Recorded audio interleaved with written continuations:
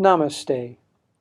Today on Touch of Light, I want to talk about the most memorable talk. We have a friend who is now quite an old man. He's in his late 80s, perhaps even 90s. He helped our work get started in India nearly 50 years ago, and so has been a long time friend. But he's a wonderful storyteller. And we were sitting with him at lunch one day, and he said, "Would you like to hear about the most memorable talk I've ever heard in my life?" And we said, "Of course, Indu, tell us about this." And he said, "It was a strange experience." He said, "I was a young man, probably in my mid-20s, and this famous Swami was going to give a spiritual talk. And so I was eager to attend.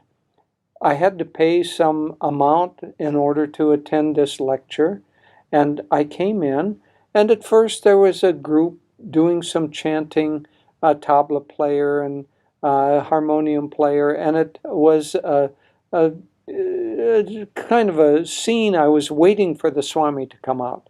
And then finally he came out, and he bowed to everyone, and he said, "Everything that happens to you is a gift from the divine to prepare you for your next spiritual step." And he walked off. And I thought, that's strange.